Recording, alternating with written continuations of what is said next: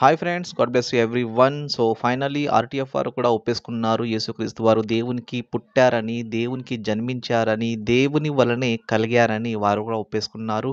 So ఈ వీడియోని పూర్తిగా చూడండి, సత్యాన్ని తెలుసుకోండి. అబద్ధ బోధలతో మీరు జాగ్రత్త పడండి.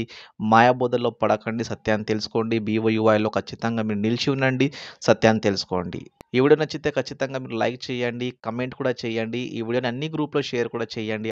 అదేవిధంగా నా ఛానల్ తప్పక సబ్స్క్రైబ్ కూడా చేసుకోండి. God bless you. తండ్రి నుంచి కలిగాడు అంటే కలిగాడని అందాం, కానీ ఎలా అనాలి? ఇటర్నల్ రిలేషన్లో అనాలి, కానీ టైం సెన్స్లో ఒక చోట స్టార్ట్ అయ్యాడని అనొద్దు. అప్పుడు ఈ పదం అన్నారట, ఏమన్నారు? సృజింపబడక జన్మించినవాడు. బిగాటన్ అందామా? అందాం. బిగాటన్ అందామా? అందాం, కానీ క్రియేటెడ్ అని అనొద్దు. ఎంత బ్యూటిఫుల్గా తెలుగులో కూడా కుదిరిందో చూడండి. సృజింపబడక జన్మించినవాడు. కొంతమంది సృజింపబడక కలిగినవాడు అని అంటున్నారు. ట్రూత్ ఒకటే, అన్క్రియేటెడ్, నాట్ క్రియేటెడ్. క్రియేట్ అనగానే దైవత్వానికి ప్రాబ్లం అవుతుంది. క్రియేటర్ క్రీచర్ తేడా వస్తుంది. కాబట్టి నో. మళ్ళీ చెప్తున్నాను, ఏరియస్ అన్నాడు కాబట్టి మనం ఈ పదాలు పెట్టుకోవట్లా. బైబిల్ చెప్పింది కాబట్టి ఇది రాసుకుంటూ ఏరియస్కి కౌంటర్గా అర్థం అవడం కోసం రైట్ వర్డ్స్ని ఫ్రేమ్ చేశారు.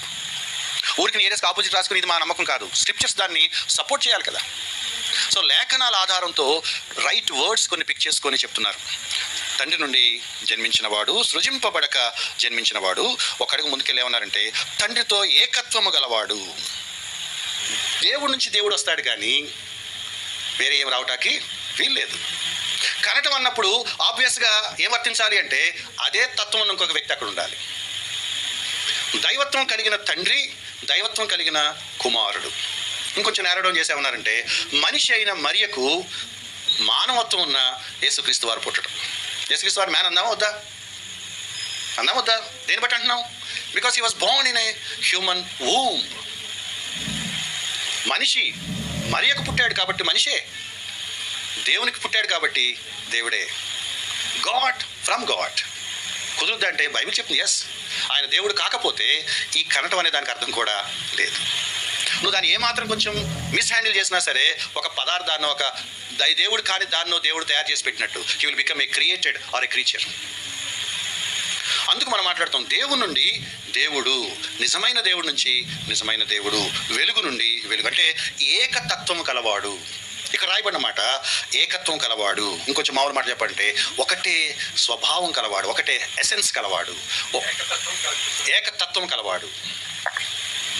ఎసెన్స్ అనండి, నేచర్ అనండి, బీయింగ్ అనండి. నేను దేవుడిని అని తండ్రి అంటాడు. కుమారుడు ఏమంటాడు? దేవుడిని. పరిశుద్ధాత్మ ఏమంటాడు? దేవుడిని. కొన్ని ప్రతుల్లో అద్వితీయ కుమారుడు అనే చోట జనితైక కుమారుడు అన్నట్టు ఓన్లీ బిగాటెన్స్ అని. అలా పుట్టినవాడు ఆయన ఒక్కడే. మీరు అనుకుని పుట్టుకు కాదు అది, ఇటర్నల్లీ బిగాటెన్. అలా కలిగిన కుమారుడు ఆయన ఒక్కడే, ఇంకా ఎవరు కలగలేదు. యూనిక్ ఆయన. తండ్రికి ఒకే ఒక కుమారుడు ఉన్నాడు, ఆయన యేసుక్రీస్తు. ఆయనలాగా ఇంకెవరు లేరు ఆయనకి. ఆ అద్వితీయ కుమారుడిని అద్వితీయ దేవుడు అని కూడా అంటారట. బికాస్ దేవుడి నుంచి దేవుడే వచ్చాడు కాబట్టి.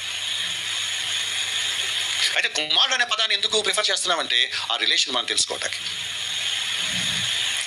ఆ త్రిత్వంలో ఉన్న ఆ రిలేషన్ మనకు అర్థం అవటానికి. ఈయన లాంటి కుమారుడు ఇంకెవరు లేరు, ఉండరు.